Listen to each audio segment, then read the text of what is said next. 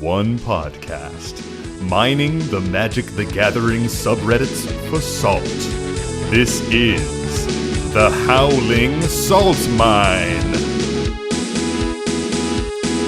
It's the Howling Salt Mine. The Howling Salt Mine.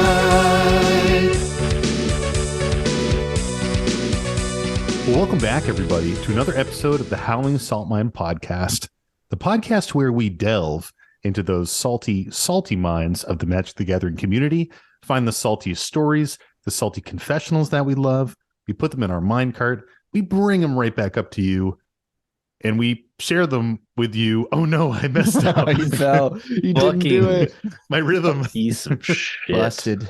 And we share them with you, our dear prospectors at home.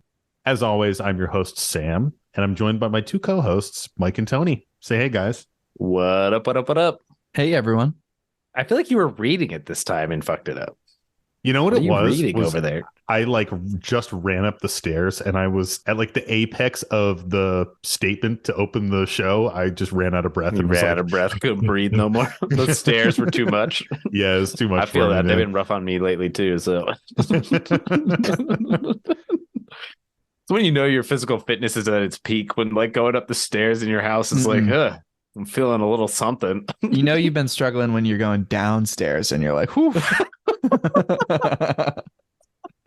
I have 3 flights of stairs in my house because I'm on the 3rd floor, so it's a lot. Yeah. Wow. A little humble brag for you. Yeah, my huge palatial estate. Mansion. Nice. Oh man.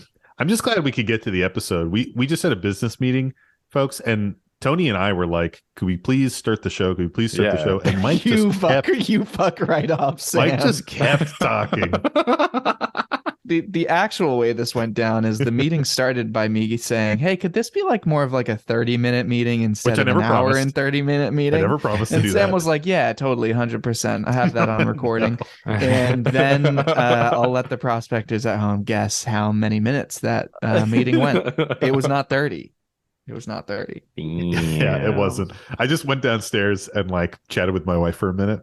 She was like, how'd the recording go? And I was like, oh, we're about to start. And she was like, what were you doing up there? I was like, oh, we were doing a business boys meeting, which is what we call our business meeting.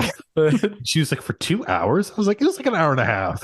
Yeah. Whereas I went out and talked to my partner and I was like, you will not fucking believe this. I have ideas, Mike. I have so many ideas, Yeah. and I want to talk them through. Yeah. This is a tiny glimpse into those evenings where we play games and Nick logs off and you log off and Tony and I just kind of keep chatting, and that is a glimpse of that. We talk for 2 hours. I mean, I'm down for that when we don't have an episode to record and edit afterwards. That is true. We do have the edit. Tracks. Makes sense. Also, has anyone else just been ripping collector boosters of the Lord of the Rings set? I'm so upset. I haven't gotten my box yet, and it's literally eating me alive. You haven't got your box? No, Brutal. Why didn't you just pick it up from your LGS, dude? Yeah. because I don't fucking have an LGS. Wow. There isn't Wow. one. There's one 30 minutes away or something that you told me about 30 once minutes, that I need to dude, go that's to. nothing. Well, I just didn't. I don't You just know. didn't think to support your local gaming store? I don't even know what it's called. Did you just text Jeff Bezos and say, hey, drop one off for me, bud?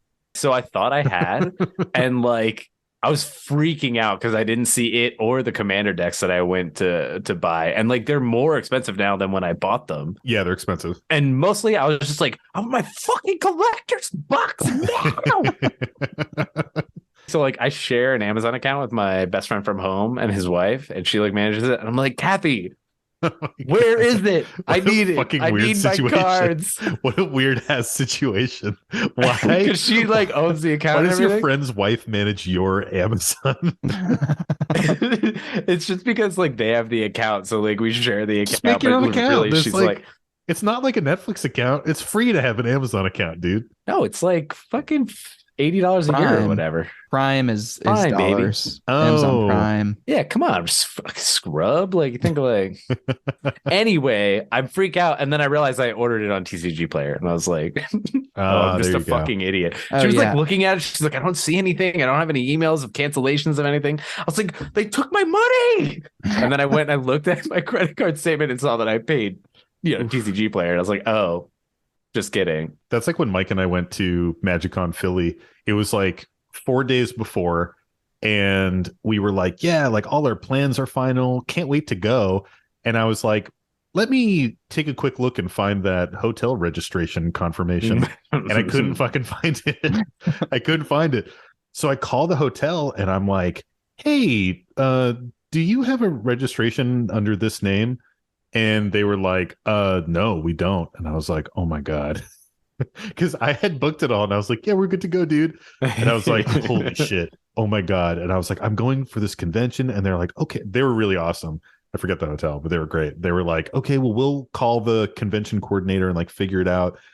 Like 2 hours later, they call me back and they were like, we talked to the convention coordinator and your reservation is with a different hotel. And I was like, oh, sorry, I'm stupid. And then I called that hotel and they were like, yep, you're fine. I was like, okay, sorry. Nice. Fucking slay. Mike, did you crack anything good in your collector booster packs? No, just complete garbage. I got you got collector booster packs? I did. Yeah, dude. I got 2 boxes of them. One of which has not shown up yet. One of which has not shown up yet. That's good. That one I ordered through. I thought you yelled at me too and told me not to fucking do this. Do as I say, not as I do, Tony. This is very obvious. Yeah, that's why it was particularly funny when I was giving you shit about ordering them. Oh my God. I knew I got two in the bank. Yeah. One of them showed up. I ripped it all in a flurry. And I got a couple of the things I wanted. I got like a Delighted Halfling. I got a bunch of the altered art lands. I got Helm's Deep, which is Mount Doom. I didn't get Mount Doom, which is a bummer. I got the Rohan. Oh God, the Hall Meduseld, which is Castle Ardenvale, and then I got. Oh, I got that one. I got Urborg. Dude, I also got Urborg. I got all 3 of those. And I got Foil Wasteland, which I'm stoked about. Ooh, yeah. I would trade you for that. And I got Great Henge. I also got a Great Henge. I got some nice pulls, but I didn't get anything. Like I didn't get any Bowmasters. I didn't get Mount Doom. I didn't get like a few of the things that I was really excited for in the set. Yeah. So it's okay because I have another box to wait for. I'm so upset that I don't have a box. I'm gonna go like buy a box tomorrow. Well, my next one isn't supposed to show up until July 17th. Oh my God. That's fucked up. I'm just sweating over here. If that happens to me, I'm gonna have to buy another box. Like I'm gonna have to go to my nearest LGS and just buy a box. I got some decent pulls. I got similar lands to you, Mike. I got 2 Orcish Bowmasters, both full art, 1 full art foil. Ooh. I got 2 Mirkwood bats, which aren't super expensive yet, but they're very good. Mm-hmm. Can we talk about how the Nazgul are just shot up to fucking like $9, 11 to 15 bucks 20. a piece? Really? Oh my God. It's just as soon as people realize like, oh, I need 9 of these for a deck. And you need all the different arts. Right. And it has the Shadowborn Apostle. I need 9 of them for the deck I'm building. So like I'm real upset that I didn't buy them. Me too. Yeah. I have one. I have 1. What deck are you building, Tony? I don't know if I want to tell you guys yet. Okay. Well, I might be brewing up the Golem one. Oh no, don't stop it. Is that the one you were gonna do? The Scheming Guide or whatever? No, the Smeagol one. Smeagol is what I mean. Yeah, Smeagol. Yeah, I have a list, so my dibs are more official. I also have a list. Yeah, but you don't have any cards, Tony. Get back, Tony. Tony's just stunned into silence. I definitely am building. See yourself out. I already have the commander, so I'm basically my God, vastly ahead of you. I do have to point out 2 absolute heaters I got. I did get one of the Elvish text soul rings. Mm-hmm. You got the Elvish one too? No. Oh no, you got the human one. You got the human ring. Right. Dude, this happened in a text message with someone earlier today. It was like an Elvish Soul Ring, and they're like, "That's the human one." I was like, "It's in Elvish, motherfucker." Like, it's not in human language, clearly. But yeah, so I got that. It's not serialized, but hey, 1 in 9,000. It's like $250 or something. And then I also got a Surge foil for Carakas, which is kind of a joke because I don't play any formats that can use it. But it seems like it's big money. The price is currently falling. I tried to move it today, but the store owner was like, I got to see where it settles before I'll buy that. But hey, we'll see. I'm going to try to sell them. I'm still just thinking about how Mike and I are building the same deck. You can have it. I'm not going to pay $180 on 9 Nazgul. So, but Mike, yours will be more fun to play against. Yeah, mine will be. Mine actually. Well, maybe. No, yours will be awful, Tony. You don't know how to make a deck that doesn't make everybody extremely tilted. I have not seen you make a deck that doesn't make us salty. I can't even remember. Mike, can you remember a deck that Tony made that didn't make us salty? Tony doesn't do that. Maybe you guys just need to be better. The Secret Santa deck that he gave Nick, but that made Nick salty because it was dookie. It wasn't trash. It was God. Compared to you making Sam spill his load over Abdel, he and I both were like, we lost. Like, we don't know what we could have done. Well, I'll cede the deck to you, Tony, but if you're running Nazgul in it, you better run Blood Bond March, which is this cool enchantment I found, which is whenever a creature spell is played, each player returns all cards with the same name as that spell from his or her graveyard to play. Ooh. So you can just like cycle your Nazgul back out and shit. So please put that in there. You can have the deck though, but don't make it bad, please. Oh, he will make it bad. What do you mean? It won't be bad. No, it will be. Deck. It'll be a different brand of bad. Speaking about decks that are definitely going to make us salty, should we talk about some salt here? Yeah, let's do it. Yeah, let's talk about some salt. But Sam, what's salt, baby? You know well and good what salt is, you fucking asshole. Every deck you make is salty, Tony. It's that episode of the month. Love it. It's in the contract. It's that episode of the month where I don't have to define it. That's not even true. Prismatic Bridge wasn't salty. Are you fucking kidding me? Are you fucking kidding me? Is that what are you on about? You're just trolling us. We literally just did a Patreon episode about how we hated that deck. Ooh. Oh man. I love it. I love it how Tony has gone from trying to not make salty decks to just embracing it and kind of like, well, I don't try to make them salty. I just make them, good. Mm-hmm. Oh gosh, I don't even know where to start. I feel like I'm stealing the deck from you now, Mike. You're not. No, you're not. You are. We can compare notes. I'd love to brew it with you. I don't need to spend the money to brew it. I have plenty. I don't have a Golgari deck or anything yet, so like it was maybe gonna satisfy that slot in the Project 32 that I was doing, but like it's cool. You can take it. It's fine. Well, I feel like whatever. My take is probably pretty different than yours, I would guess. Are you doing a bunch of ring tempting and group hug stuff where you try and get people to pull lands out of their deck so that you can mill them? No. So like, yes. Yeah, exactly. So, okay, cool. But honestly, I was focusing more on trying to get tempt loops with Gollum. Of course you were. Just like get like a loop going and just kind of pull it out of nowhere and just like fucking Tony on an aristocrat sack loop. Who I actually wasn't gonna. Who would have? I wasn't gonna. It was like my only win con that I wanted to have in it was Mill actually. And the Nazgul, I would imagine. So they become pretty big, so they would naturally kind of kill people. But like it would be cool. Like my intent was it to be like a green black mill deck, which I think is like fucking hilarious. Yeah. But then I kept finding like I have a Blood Chief Ascension, so like I have cards that like also are just like good to put in, and like I was like it probably makes. I was like people would probably be less mad if I just have those kinds of effects in because they'll just like kind of die faster and more rather than me trying to do like a mill loop. I think you got to put in like some reanimate and stuff. Anyway, Sam, kick us away. Yeah, can we focus up, guys? Our first story comes to us from Patreon, and this one comes to us from our buddy Accidental TPK. Hey, What's up, what a dude? boy. And this one is titled A Little Post-Game Chat. We like those. And the story goes. I was playing a game with my sister-in-law yesterday, and I was playing my Mathis Fiend Seeker Pillow Fort attack trigger deck, and she was playing Ganax Astral Hunter / Dragon Cultist Stompy Dragons. So that's a little background action.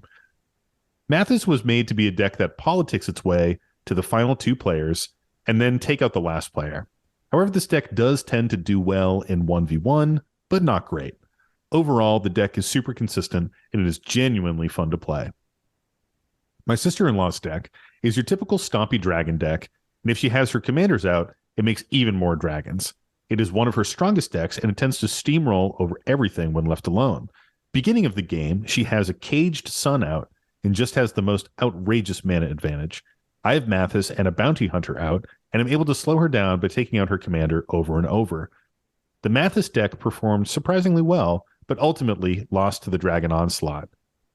The post-game conversation went as follows. Me, that was a surprising game. Sister-in-law, yeah, I was surprised at how well my deck did. Me, what? No, your deck did what it was supposed to do. I was talking about my deck. Sister-in-law, oh, I didn't think I was going to win. Me, you didn't think you were going to win when you had twice as much mana as me and a fuck ton of dragons? Sister-in-law, I guess you're right. Me, you need to have a little more faith in your decks, lol. Just thought this story was a little funny. My sis is a relatively new player. She understands the mechanics and has a good base of understanding of the game, but she struggles a little on threat assessment and has a hard time with more complicated rules. I found the post-game conversation is a useful tool to help those who are only a little experienced in the game, but not brand new, to further their understanding of the game. Don't forget to help out those new players. It makes games more fun for everyone. 100%. Yeah. Nice. Love it. Props to the fact that this is your sister-in-law. I can't envision playing Magic with my sister-in-law, and I wish I could. Is this a secret sugar break? Yeah. A little bit. It seems like this is kind of a wholesome story. Yeah. Definitely. Yeah, we're kind of taking the backdoor entrance into a sugar break here, but yeah, that's wholesome, dude. This is wholesome as fuck. I will say it is kind of funny when someone finishes the game and they're like, wow, I can't believe that happened. Generally, when that happens in our group, it's somebody popped off in like a crazy way and they're like, oh, that never happens. And it's always Tony. Yeah, and Oh it's my often God. Tony. That's why he's laughing. And there is this element of like, you put those cards in your deck. Like, did you not think you were going to play those cards and have crazy shit happen? I do think it's like particularly interesting when you're taking these 4-player designed decks and running them in a 1v1 setting too, because at least there's a bit more honesty to like, I didn't expect it to perform that way, because you are used to it in a different setting usually you're used to it with more people around to keep you in check. And so you run into more interaction, you face more threats, and there's just more opportunity for someone else to get ahead as well and to kind of get out the gates quickly. So I think that it's a little more reasonable to kind of not know the power level that you're bringing in a 1v1 setting when that's not what your deck is tuned for. But it is also funny when you lose to someone, they're like, that was only like a fraction of my power. And you're like, what?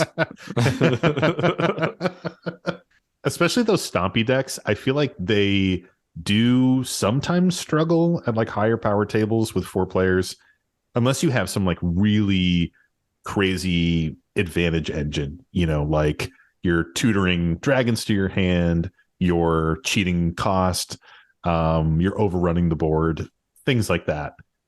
But in a 1v1, those decks can just completely overtake. Like 4 players, those big Stompy decks need to chew through 120 life. 1v1, you just got to crush somebody for 40. Well, that's the thing. Think of it. Most of those things are like a 6/6, right? So like at one turn I swing at Mike, then the next turn I'll swing at Sam, then the next turn like I'm swinging at Nick. Like, yeah, you're spreading it around. You're still all at 34, right?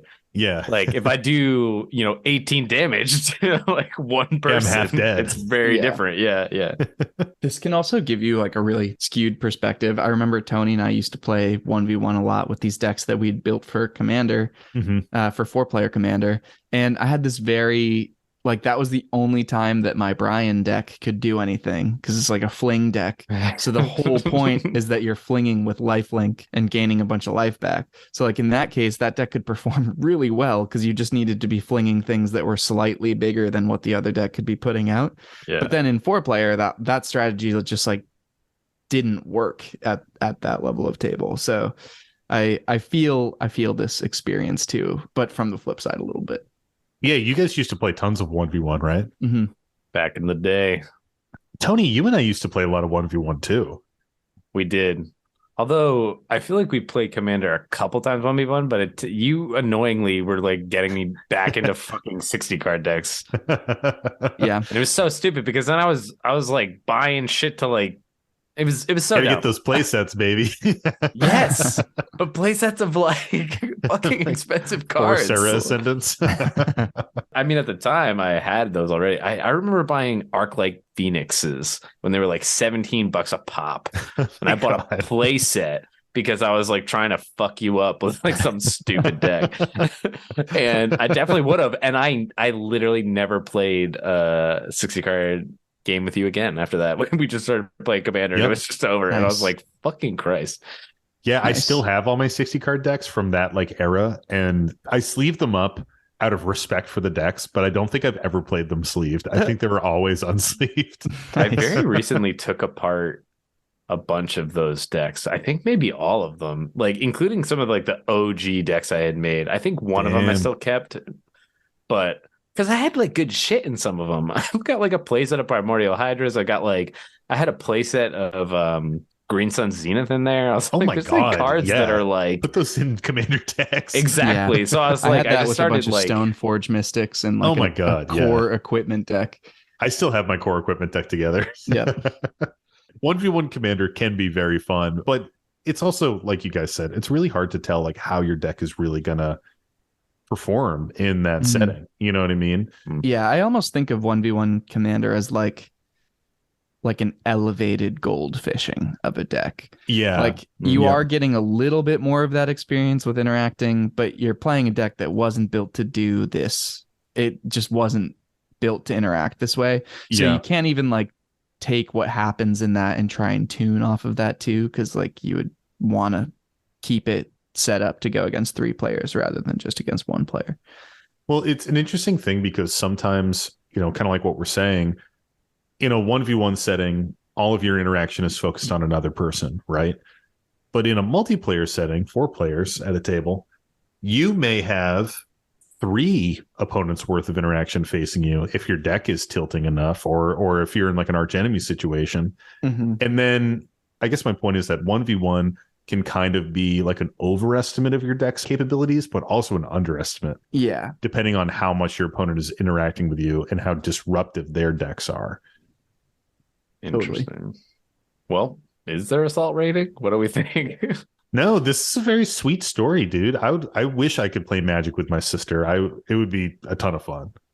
I think the salt here is like figuring out how to explain to someone that just beat you that you think that they should be evaluating it as obvious that they would win. Like that's the part of the story that I think had some salt baked into it. Like TPK here was like, I wish she had better threat assessment. Like I felt like blown out by this, early. That's true. I was blinded by the sugar. Yeah, you were blinded by the sugar here. There is some frustration in like getting smashed by an early caged sun and like. Yeah. Mike, are you saying there's some frustrations in this game? Yeah, there's some frustrations in the game. Thankfully, it sounds like what you're harping on is the playgroup dynamics. But the game itself here, I think, is where the actual salt is. But Tony, what are you doing over there, dude? What are you looking at on your computer? I'm not looking at anything. What do you mean? Why are you yelling at me? Why is this happening? Can you close that window and engage a little more? I'm engaging. I can tell you're like deck building or shopping right now. Yeah, I bet That's he's definitely buying not his- happening. I bet Oh he's my buying the God. Nazgul he needs. I'm not. It is so I guilty. should be, dude. but I'm not. You wear glasses. I can kind of see what you're looking I at. know that's the problem. Anyway, give us another one. All right. Yeah. Let's move on to another one. This next one comes to us from Gmail. It's one of our Gmail submissions. And this one comes to us from our friend Cameron. And the Nice. post is titled, "Was I Being Too Technical?" And the story goes, "Hey guys, longtime listener here. I wanted to ask if y'all could weigh in on how technical we should be with the rules when playing Commander." Extremely technical, Cameron. Yeah, that should be our answer. Yeah. I was at my LGS yesterday for casual Tuesday night Commander and was playing against a Rayhan and Yoshimaru background stack. Super spicy build. I was on Wrath, Weatherlight Stalwart, tokens, and control, and my opponent's commanders weren't really relevant. Get wrecked. Yeah, right. Get fucked, other opponents. Rayhan player had 10 or so +1/+1 counters on her and had Yoshimaru in a branching evolution and Kodama of the West tree out. Lots of power on board. They swing both commanders at me while I have open mana and a full grip of cards. I couldn't block both commanders, only one, so I popped Rayhan with the Swords to Plowshares. Here's the problem. The Rayhan player attempted to move the counters onto Yoshimaru. I know this would have worked with the old commander rules, but I think the new rules are different. New rules have commanders hitting the zone they get removed to, then they go to the command zone as a state-based action. In that tiny moment in exile, all of the counters fall off Rayhan before she goes back to the command zone. And she didn't die, so her death/command zone ability wouldn't trigger. If I'm correct, I would have been able to block Yoshimaru and live, but the Rayhan player was insistent that's not how it worked. I tried to argue my case and even pointed to the rulebook 603.4 and 603.6, but was overruled by the table because that's not how Rayhan is intended to work. I promptly died to Yoshimaru commander damage. Tried not to be salty, but I found a different table for the rest of the night because I think rules are important. Was it being too technical? Would it matter if we were playing CDH or casual? Perhaps the most important question, was I even right about the ruling? Thanks for your awesome work, Cameron. All right, Interesting. let's fucking take it to the cards here. I Let's gotta consult read the these. rules too. So it is an interesting thing, especially because it's impacted by a rules change that happened at one point, as Cameron described here. And prior to the rules change, when your commander was killed or would move zones from the battlefield, you could, I think, as a replacement effect, put them into the command zone. And now the ruling, as Cameron rightly points out, is that when it would change zones, it changes zones. And then I think as a state-based action, you can choose to move it into the other zone that you want it to go in, as in the command zone specifically. So there's no chance to interact at that point, but it does move into the zone that it was going to get sent to. And this had, as this post points out, major implications for like every commander that deals with the graveyard, especially, and with dying. So there used to be some weirdness with like Elenda the Dusk Rose, who has a death trigger and is a commander where she makes a bunch of tokens when she dies. Mhm. And it used to be that when that happened, you had to then leave her in your graveyard in order to send her to the yard and get those tokens. But then they adjusted that rule set. It was in some ways more intuitive about how it works. If it goes to the zone it goes to and you just get to move it, but in some ways more complicated. To talk a little bit about what the post is saying here and the question of how technical should you be with the rules. In my mind, these are things that you should be very technical about. If someone wants to be explicit about interaction on like the intent of how the commander should work, you would maybe want to bring those things in advance. I do think that it's a little odd, like in the middle of one of these situations, to try and be a stickler for it. And if you've gone so far as to look up the rules, I think you should just stick with what the ruling says. So it's a bummer that the table overruled you there. The other thing I would say is sometimes in a case like this, I'd try to allow like a little bit of a walk back. It doesn't line up so much here, but I find in a casual setting, if someone has any kind of rules misunderstanding, that had led them to make a decision, you like let them take that decision back in order to like make that decision while knowing how the rules are actually going to interact with it. So it doesn't help here, but those are sort of the limits for where I would let people be a little fuzzy on the rules. I don't think this is one of those cases, though. I think it's kind of frustrating that people saw what the answer was and decided to ignore that. Yeah, I think it's really irritating that the whole table agreed with this like intent of the card versus the actual rules. And now I have looked up some things. Thank you for continuing the dialogue. Thank you for vamping. But first of all, I totally agree with what Mike is saying. Like, maybe in these situations where you have a situation where someone is like, I think the card works this way, and you're like, it actually doesn't. Like, let's walk it back. Maybe you change your decision here on how you do things. Maybe you don't swing at me, whatever. Yeah. I put the Sword of Plowshares back in my hand. Don't swing at me, dude. But you're 100% correct in how this did work. So let me read Rayhan really quick. Rayhan, Last of the Abzan, is a legendary creature, human warrior, for 1, a black, and a green, and it is a 0/0 with partner. Rayhan, Last of the Abzan, enters the battlefield with 3 +1/+1 counters on it. Whenever a creature you control dies or is put into the command zone, if it had 1 or more +1/+1 counters on it, you may put that many +1/+1 counters on target creature. Yoshimaru is a white dog that has partner and gets +1/+1 counters as legendary things are played. I'm not going to read it. It's not super relevant. But this is a partner pairing. So Rayhan specifically says when a creature you control dies or is put into the command zone. Now that is directly from the battlefield, right? So, when Rayhan is put into the yard, it sees the number of +1/+1 counters on it. Those get put on another creature. If for some reason it's put back in the command zone directly from the battlefield, like what is that blue instant that does that? Oh, yeah, there is one that bounces things directly to the command zone. Yeah, we talked about it in our episode where we talked about Uriel the Mist Stalker. Either way, it's like Commander Vacuum. Oh, it's Commander Vacuum. Or is it Power Vacuum? I think it's Commander. Oh, yeah, maybe something like that. Either way, there are some very few spells that put things directly back in the command zone.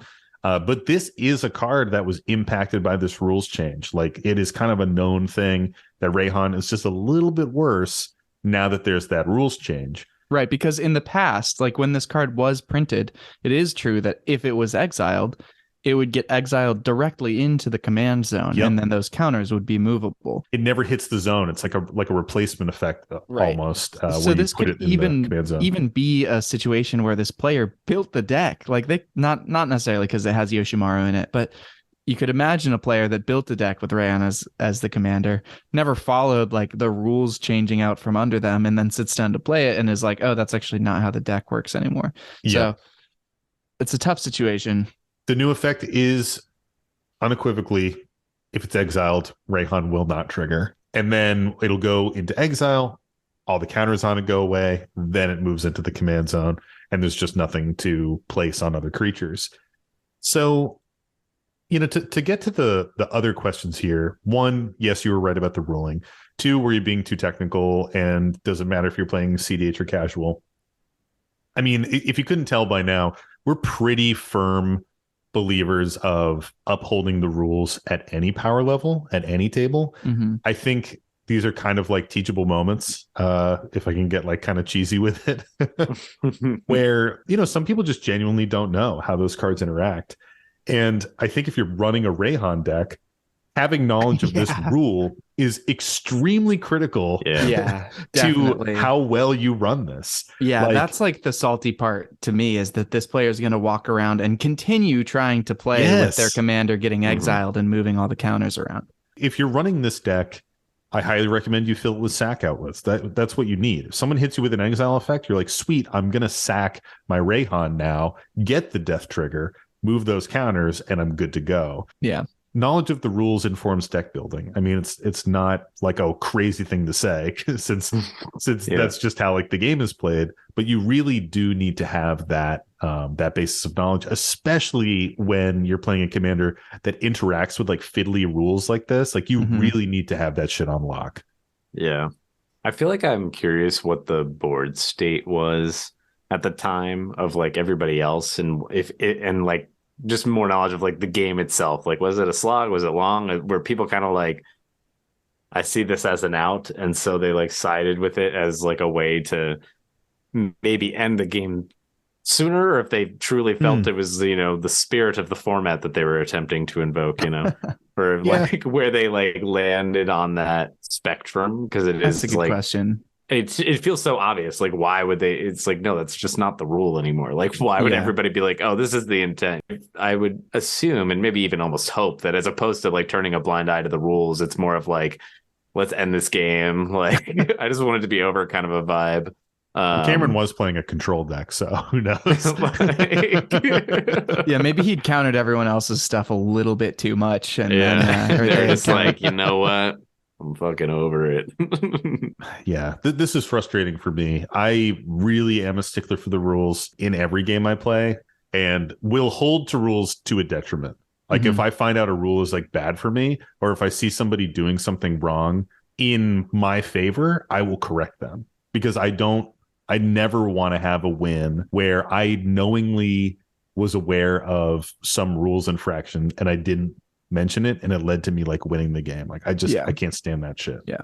And honestly, I'm glad that Cameron found a different group to play more with, because to me, if there's a group that wants to forego the rules, it becomes a bit of like a truly slippery slope. Like where are you allowing these bends of the rules to go on? Like, it's like, well, the intent of my commander is for me to win, so I think right. I have a hard time with people being like, let's let it happen. Like, or maybe you like house rule it and say, okay, just for this game it works that way because they didn't know or something. Like, I could maybe see some compromises like that, but just full on saying, the commander's supposed to work this way. It's just not someone I want to play with at that point. Honestly. I feel like the scenarios in which that happens to me, it's mostly like the board state is so complex and it's so far back to walk it back that I'm like, it's literally not worth it. Like, but this isn't even a walk back. This is just an interpretation of what's happening right now. No, 100%. Like, I'm just saying the type of scenario in which I find that happens to me, because I've definitely done that, been like, whatever, this is how it works now, is those scenarios where it's like a bunch of game actions have happened. To walk it back would be painful, and I'm just like, I just want it to be over. And that's almost like why I feel like maybe that's like where the rest of the folks were at. But again, it doesn't really feel like that was like the setup for this, but that's the type of state that I feel like I see it in. Sometimes there are situations where the table doesn't know the correct ruling, but one person feels one way, one other person feels another way, and then, you know, maybe you come to some kind of compromise and like figure it out and look it up after the game. Obviously, that's clearly not what's going on here. Cameron was like, no, these are the rules, and let me cite these rules to you. Yeah. And the other people still denied it. Yeah, that's true. Yeah, it's a frustrating one for sure here. So we've been talking about it, but what's the salt rating here? This is maximum salt for me. Just about like this pod gaslit him into thinking that this is not how this commander is supposed to work. And they're walking away, letting this malfeasant get away with like bullshitting their way into a ruling for their commander. And they're going to continue abusing this false rule until like they get called on it in some other setting. Like, I don't know what's ever going to fix this for this Rayhan player. Mike, they're actually invoking the spirit of the format. So, you know, they're right and you're wrong. And I don't know what to tell you. I'm a fucking Ghostbuster for the spirit of the format, dude. I fucking trap that shit. Trap that shit in a box. Yeah, this is maximum salt for me too. To have that situation where, like you're saying, Mike, the table is just not playing the game right. Like this, like rule, like, oh, it's intended to be this way. Yeah, but the rules fucking change, man. Yes, this card was designed in a setting where the rules were different. I acknowledge that. I agree. But the rules changed. They're different now. Mm. Some commanders are better. Some commanders are a little bit worse in this new setting. Like, you have to play by the rules of the game. If a card gets banned and you just keep playing it and you're like, well, the intent is that I can play Hull Breacher in this game, people probably won't like that. like where do you draw the line once you start changing the rules? You know, you're like, well, all my lands tap for 2. That's the intent.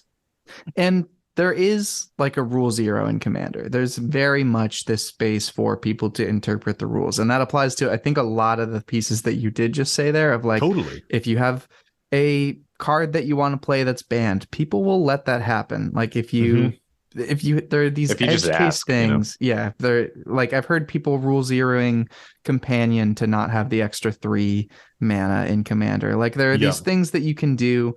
There are very reasonable rule 0s that you can have, but if your deck is predicated on a change from the actual rules to function, you need to be upfront about that. And it's on you to like check in with the group before playing. Like, hey, are you going to be okay with me using this interpretation of the rules? Or like, I did this in this deck because I thought that was cool or interesting. I think it's going to be a really hard sell on this Rayhan deck. Like, hey, do you guys mind if like also it works if she gets exiled? I think people are going to be like, no.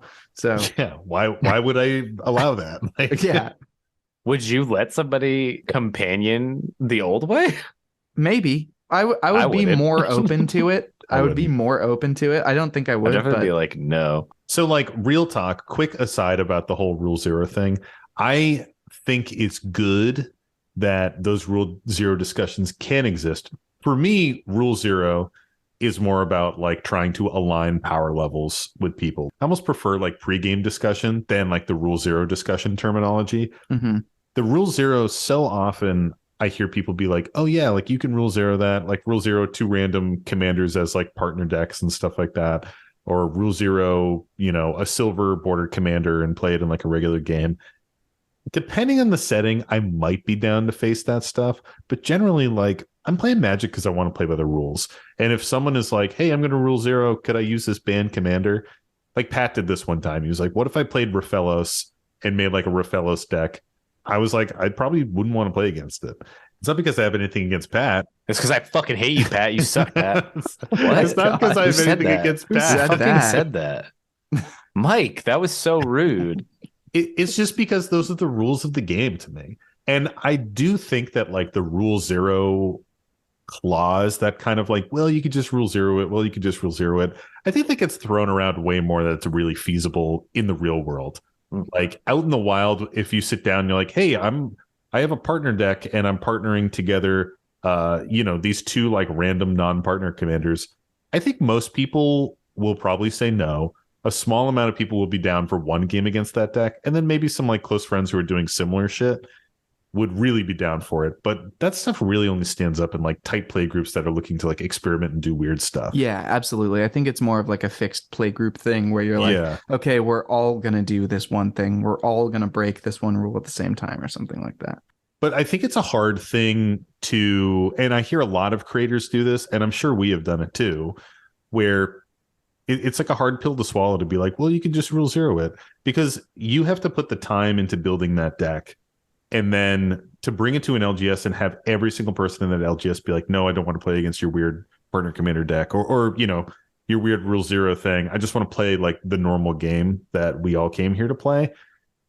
I don't know. I'm like having a little soapbox moment. I just think that gets like thrown around too much, and that realistically, it's not a solution for bending the rules outside of like very tight play groups. I think you walk into an LGS with some like weird funky brew, maybe some people will want to play against it, but most people won't. Yeah, you guys heard it here. Sam doesn't want you to have any fun outside of anything in this goofy format, you know.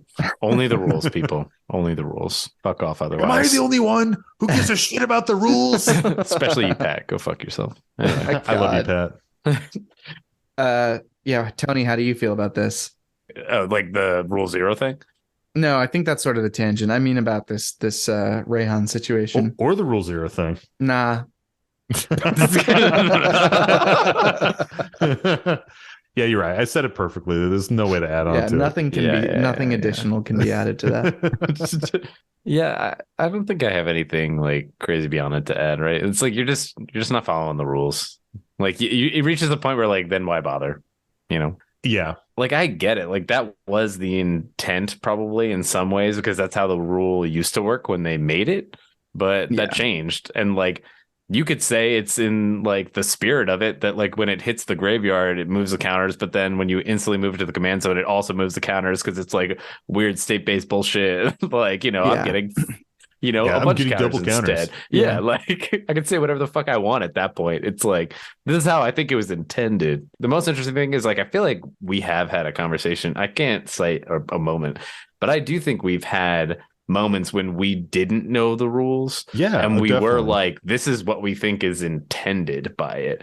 And like made a call in the moment. Mm-hmm. But like, again, when you actively know that somebody knows the rules, or you're just like, no, it's like, I don't know.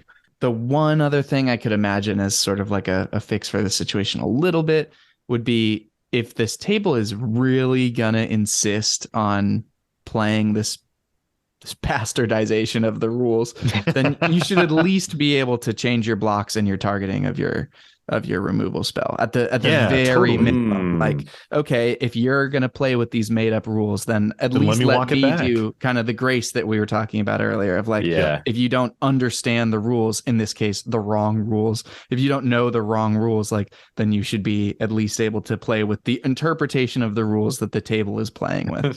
So I hope at least it would be hard to see that in that moment, because at least personally, I'd be so flustered of like, what do you mean we're not going to use the rules? I'd probably just like scoop and panic and walk away. Same, dude. I'd be so pissed. I feel like it's like a short step away from like fucking summer camp schoolyard rules where people are like I remember playing Pokemon in elementary school and people were like, well, I put 10 energy on this creature and it gets plus 100 power for every energy I put on. I'm like, that's not how the game is played. And everyone was like, yeah, it is. And then they just beat me and I was like, you're not fucking playing the right game. Yeah. Sounds like Sam had no friends. Fuck you, Tony. You're my friend. Not in middle school, though. Dissing yourself, dude. You would have loved me in middle school. I was cool. I definitely would have. I wasn't cool, folks. I know that, and that's why I would have loved That's why we would have liked each other. We would have gotten along. Anyway, should we do another one? Yeah, let's do one last one. Let's round it out.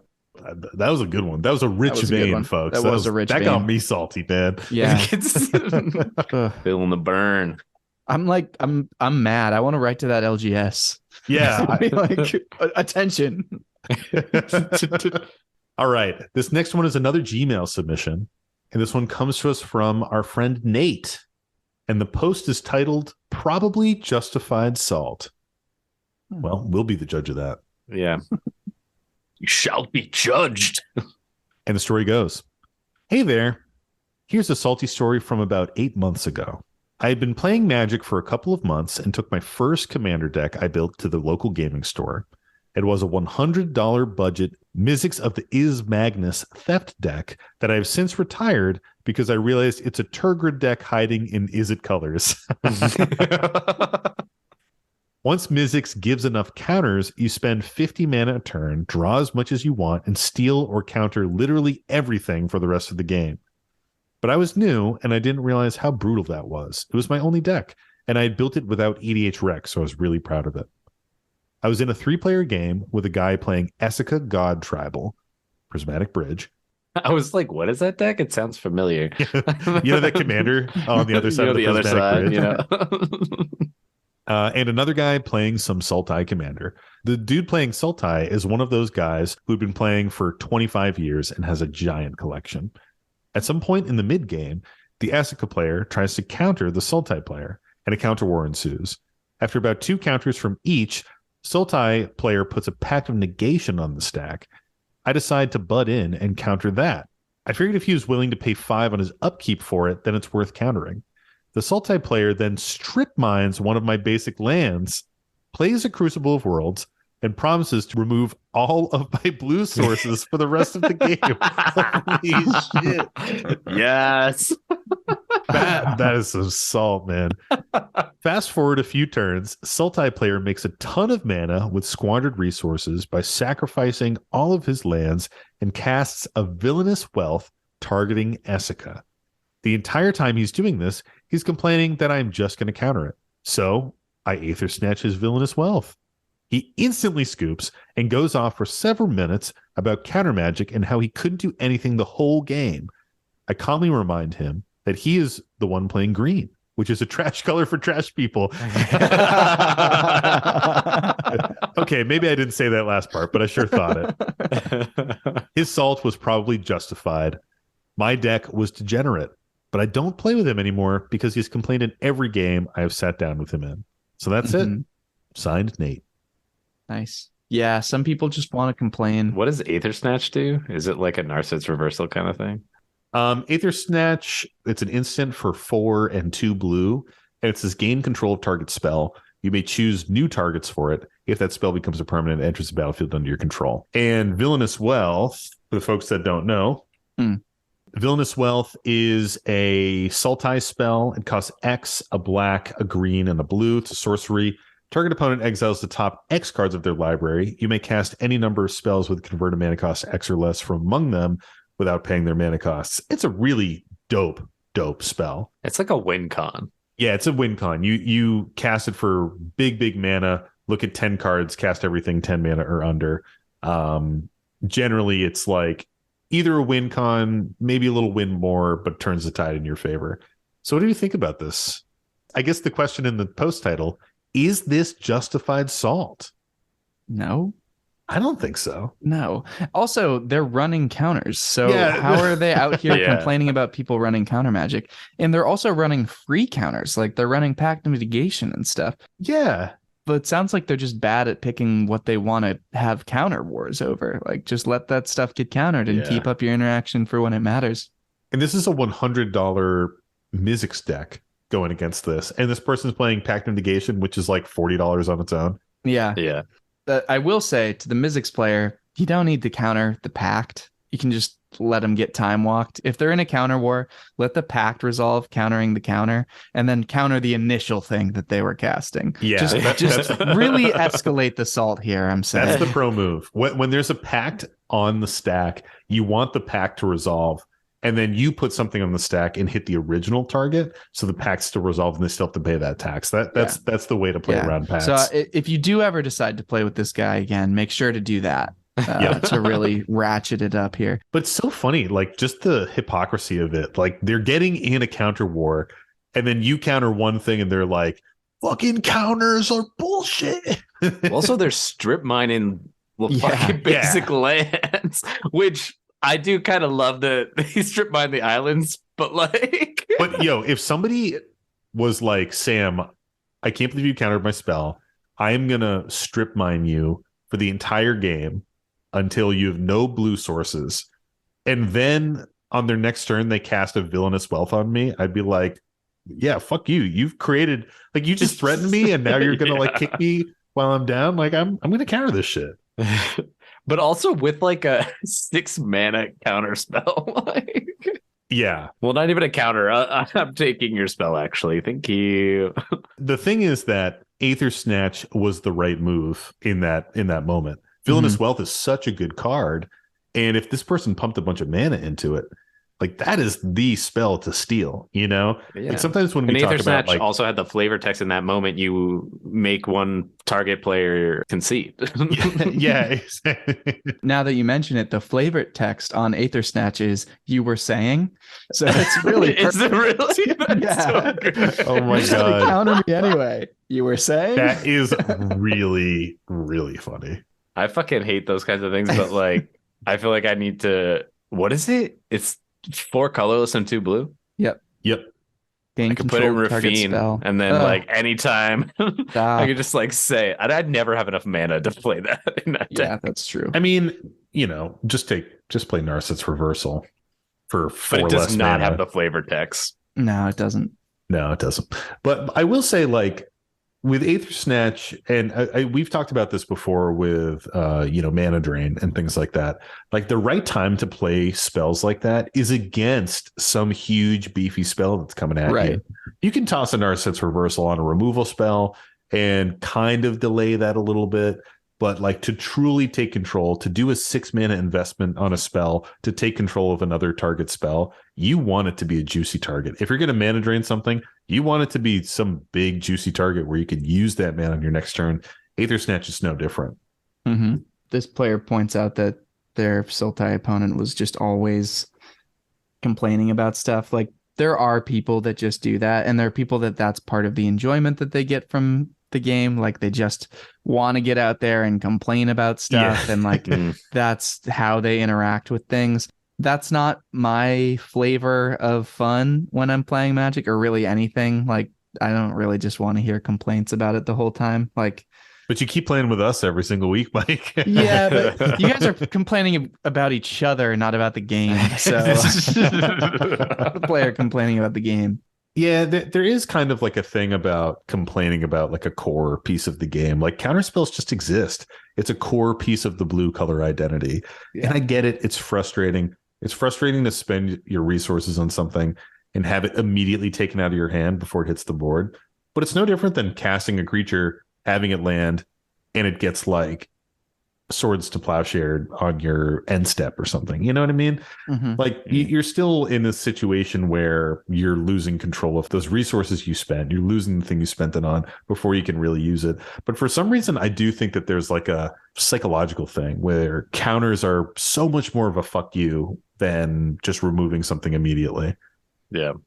Well, because it's somebody else telling you can't play Magic. But I feel like it's more frustrating when it's something that doesn't deserve it. Like that deserved it. Like, you're going to win in that moment. Like, anything that deserves, like, if I play a spell and I'm going to win the game, I'm still mad about it. I'm salty, but I'm like, you got me. Like, fair enough. And if I can take control of your game winning spell and I win the game, that's just really good target prioritization.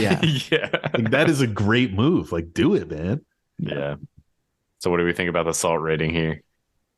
It's pretty salty. I think anytime someone goes on like a tirade like that, it's just like, I don't know. It kind of makes my skin crawl. And I've been that person before. And man, I feel the guilt afterwards. You know what I mean? Yeah. And for someone to not only be so salty where they're like, I'm going to blow up all of your fucking lands, to then go even beyond that to instant speed scoop and deny them the resolution of their Aether Snatch. And then to say that they're like never going to play with them and just like rail on them and stuff like that. There's so many layers of the classic salty complaints in this post. Yeah. Where it's just oversalted, full shaker, overfilling shaker. Full shaker.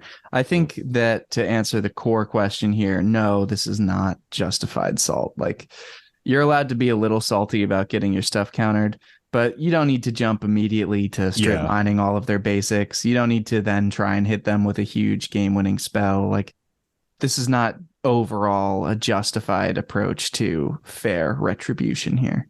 If you're going to strip mine a basic, though, at least let it be an island. I do agree with that. Fair. It is funny because I feel like this type of counterspell situation happens in almost every single CDH game I've ever played in, where you're like in a counterspell war with somebody and then you finally you're like, sweet, the stack is going to resolve. And then a third or fourth player just pokes their head in there like, oh, I'll just stop it now. You're like, right. You know, because that's always the person with the one piece that they're like trying to hold off on using. Yeah, it's Luffy. He's got the one piece. Oh my God. Fucking nerds. Is it that time of the week? Yeah, it's that time of the week. But what time is it, Sam? It's the time of the week where we say, Mike, what's the salty card of the week?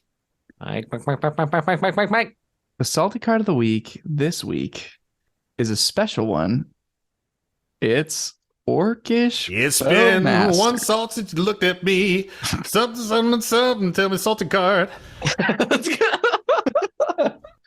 Nice. Thank you, Sam.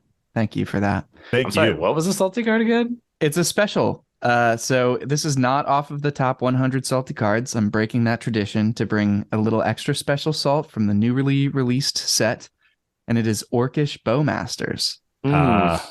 It is 1 and a black for a creature orc archer. It's a 1/1. It has flash, and it has Sam. Thank you for holding up the visual aid for the listeners. Sam is holding up a copy for us.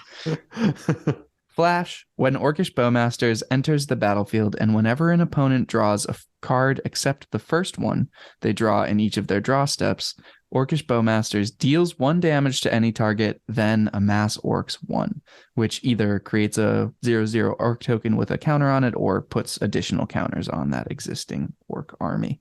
Yep. So, what do you think, guys? Tony, does this seem like a salty card to you? You know, I can't remember. Is this one of the ones they're talking about, like, banning but not banning? Because, like, the only thing that would make me salty about this is if they fucking banned it.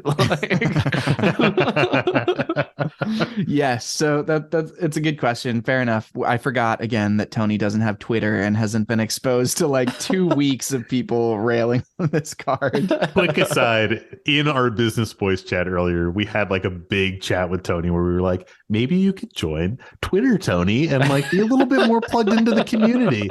And he's like, I don't think I need to. But also, who are all these people you guys are hanging out with? You could also play in the playground and make some friends, Tony. Oh my god! You guys are supposed to be my friends and bring me along. Here's our friend Tony. He can't talk to people, but he's here. But he plays good magic. Well, I can't even vouch for you on that. Oh my god, you guys are fucking trash. So that's a great question. For additional context, this is a card that even the rules committee has come out and said, like, hey, we have our eye on this card. People have been clamoring for a ban for this card. People are saying it's broken, that it's toxic for casual EDH, that it's going to be format warping for CEDH, that it needs to go. Oh my god, fucking stop crying. I will say I believe this is my time of the discuss this on the card. Well, let me, someone who actually knows the context, provide a little bit more.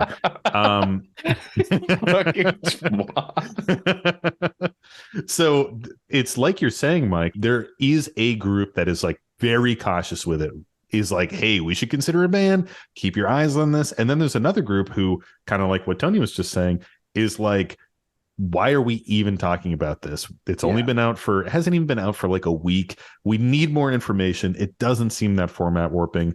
How many times does a card come up in the span of Magic as a whole, or even just Commander, where people are like, this needs to be banned right now? And then 6 months later, everyone's like, oh yeah, no one plays that card.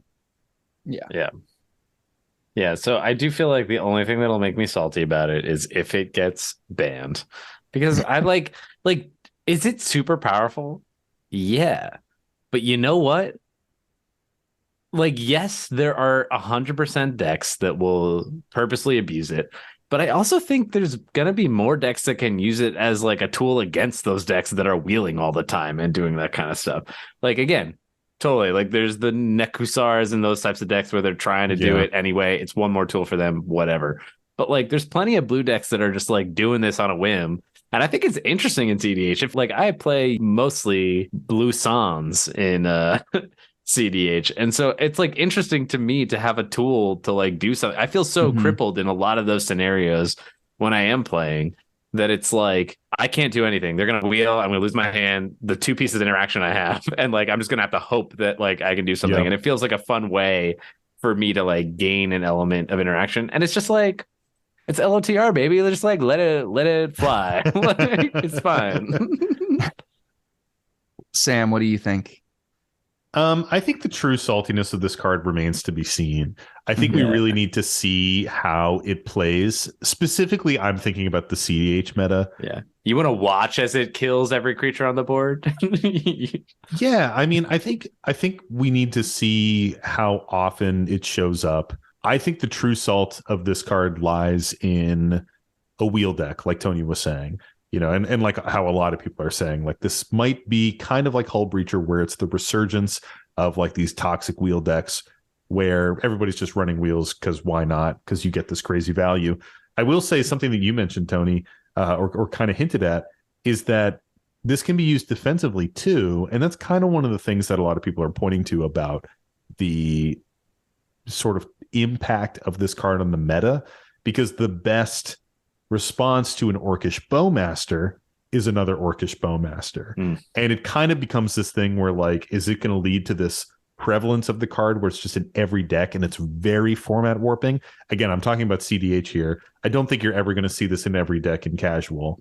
And I do think that there will be casual decks that run this and run wheels, and it's going to be a very, very unpleasant game experience for some people. Not quite to the same degree as Hull Breacher, but similar.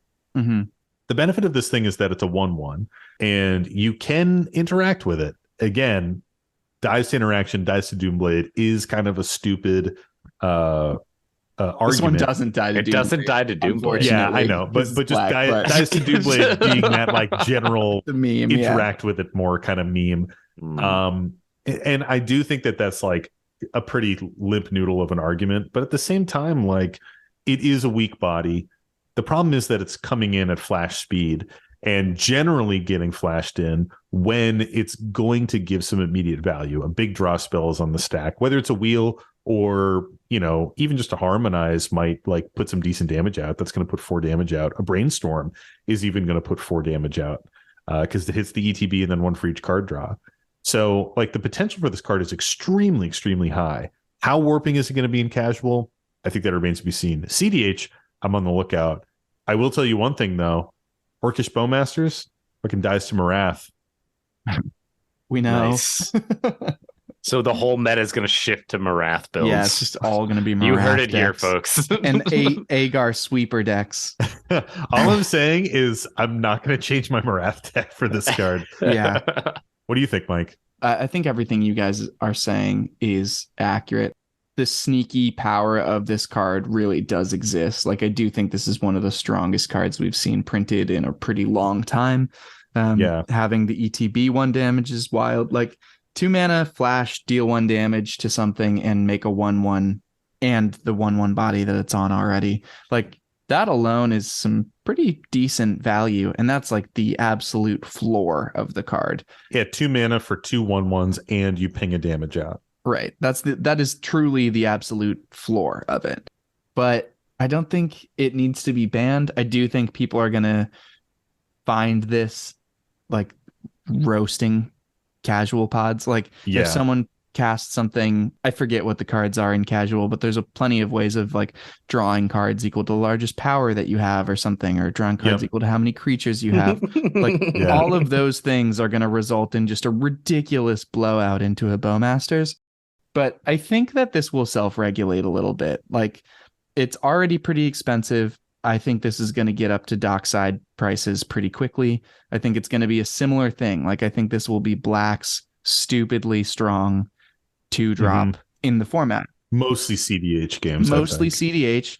I think it'll become kind of one of those signposts that we say of, like, oh, maybe that deck is getting a little stronger than you're expecting it to. I think people won't put this in everything, and I hope people don't put this in everything, because putting this in your deck will increase the power level of it. Isn't that why you want to put it in everything, Mike? Well, it is why you want to put it in everything, but I mean, it should be why you don't put it in everything also. Well, I think it's interesting because I don't know if it is truly good in every casual deck, because if you aren't pairing it with some kind of hard card draw, it's purely reliant on your opponent's drawing cards. And often outside of wheels and, like, force card draw, there is a little bit of play around that. You know what I mean? Like, if someone has a Ristic Study and you play a Bowmasters, don't draw the cards. That sucks. It sucks to not draw the cards. You want to draw them, but like, you do have a choice there, you know? So I do kind of wonder, and even like a Ristic Study in a Bowmaster in a casual game, like, you know, you're talking about, like, higher mid power to high power decks. You know, if you slap this in a precon, probably not going to be great. Yeah. So I definitely just got a little salty because I just looked at it to look at the price, and it's already double of what it was like a couple days ago when I looked. Oh yeah. What is it right now, Tony? 45. Just it's like a 45. Is that for the base or for the borderless? That's for the borderless, which I would exclusively buy. What about the borderless foil? Tell me. I'm all about the board. There's too much borderless shit in this set, and I want There really is. all I think of it. The one foil of is the other only things- like $44, Oh, wow. $45. One of the other things that Oh, I hey would call Sam, out did you about. want to? Oh, sorry, Mike. Were you trying to say something? I You guess guys he ever have, wasn't I also trying to have a say thought. anything. So like, You we guys ever can. have like one of those teachers that'll just like wait like way too long after they get interrupted, and everyone's just like, It truly makes you feel bad. Yeah. You're like, oh, it's not a joke. I feel like it and never I made have me a feel side. bad. It made me feel awkward. I was like, oh. But it's because I was never doing it. I wasn't speaking anyway. I was like a good kid Yeah. in middle school, which I is think why one of Sam and the I other would have gotten things- along. So it's you like, fucking suck so much. I think one of the other things to call out about this card that is like notably different than Hull Breacher, the card that everyone's comparing it to as like wheel hate, basically, is that this doesn't stop you from drawing into the answers for it. That was one of the main problems with Hull Breacher is if you play it and then cast a wheel or play Yeah. it, people are locked out of trying to find answers for this piece that you just played. In this case, if you play it, your example of playing this into a Rhystic Study, that Rhystic Study player should probably take the card because a card is generally worth more than 1 damage and a +1/+1 counter That's on true, a creature. yeah. So, like, usually this is actually kind of okay, but I think it's people don't like getting punished for drawing cards, and this will do that. Well, like, let's compare it to Notion Thief. Granted, Notion Thief costs 2 additional mana, 2 colorless, a blue and a black, but Notion Thief is a 3/1, just as fragile, comes in with flash, and steals additional draws from your opponent. So a very common style of play is to wheel and then Notion Thief. Your opponents have almost no cards in their hand. You have a full fat grip, and you just win the game right there. And people aren't like, Notion Thief needs to be banned. Granted, this is 2 mana cheaper, but at the same time, it's like, this is damage. I think that's a really, really valid comparison, Mike, because you're not stripping your opponents away from having any cards in their hand, which is what Hull Breacher in a wheel does, which is what Notion Thief in a wheel does. Yeah, but you can just axe somebody, right? Like, I think that's well, more even then of you're doing like 20 damage. That's quite a bit of damage, but it's not 21, murdering 22 in a wheel if you flash it in when you cast it. The thing is, you are getting 22 and a 22/22. I'm not saying it's weak, but I'm saying like it's the difference between maybe damaging one player to the point that they're within lethal and making a really big fatty that will probably knock somebody out versus completely locking 3 players out of the game and getting a fat handful of cards and just probably winning. Like 21 cards, how deep does the average ad nauseum go? Goes deep, baby. Like 15 cards, 20, 25 cards. So I think it really is one of those things like, let's see where it goes. I do think it's going to be an auto include in black decks in CDH, and that is where we'll see the most warping of it. There are a lot of cards that I think we're going to start to see played way more often. People were talking about Gut Shot, the Phyrexian pay 2 life, deal 1 damage to something. It's like the red version of Gitaxian Probe, basically, where it's 1 Phyrexian red mana, instant speed, deal 1 damage to something. I think Surge of Salvation also has a lot of legs. It's a 1 mana instant.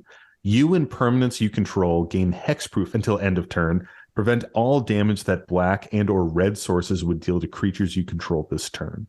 That stops it with 1 mana. I mean, I think there's going to be a lot of like, almost like Veil of Summer effects. I think even Veil of Summer does it. Doesn't that it blue and black? Yep. Veil of Summer also does it. Also just fucking counters. If CDH is a primary place it lives, like, blue players will just be like, no. And there's a lot of like low creature count decks that will still be fine. I think we might just like right now we're in such a creature heavy meta with CDH, like creature heavy mid-range meta. We might see a shift away from that. Or everybody starts playing Marath stacks. Moderator of a Discord, by the way. That's really what I want. I want every single player to start playing Marath fucking stacks. That sounds like a beautiful 4-hour meta. CDH games. Sounds great. Oh my fucking god. All right. Well, that wraps it up for the salty card of the week. Thanks for playing the special edition here. Hell yeah. Thanks, Mike. That was a great special edition salty card. And thank you to our listeners out there for tuning into another episode of the Howling Salt Mine. If you want more Howling Salt Mine, check out our Patreon, Patreon.com/Howling Salt Mine. We have a buzzing Discord. Lots of folks in there. It's a really, really good time chatting about new cards, posting decks, chatting about food we like. We're just hanging all day. It's great. We have bonus episodes that come out once a month in our Extra Salt series. We have a short form show called Stray Grains, where it's all the funny tangents that don't make it into the final cut of the show.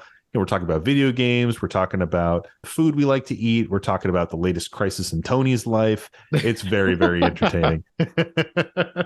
If you have a salty story that you would like to be featured on a future episode of The Howling Salt Mine, email us. Send it to us at our Gmail account, which is thehowlingsaltmine@gmail.com, or you can DM it to us on Reddit, Instagram, Twitter. You can find all of our accounts in our link tree in the show notes.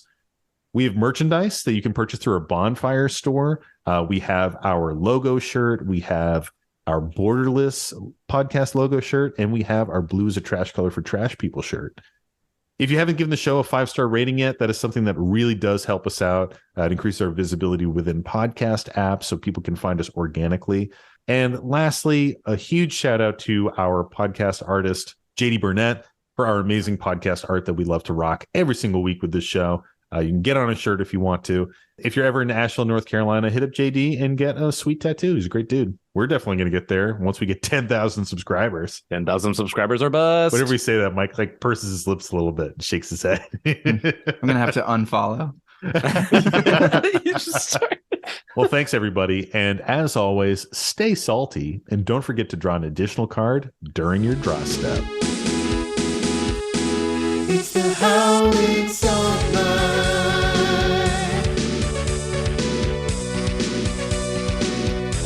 The Howling Salt Mine.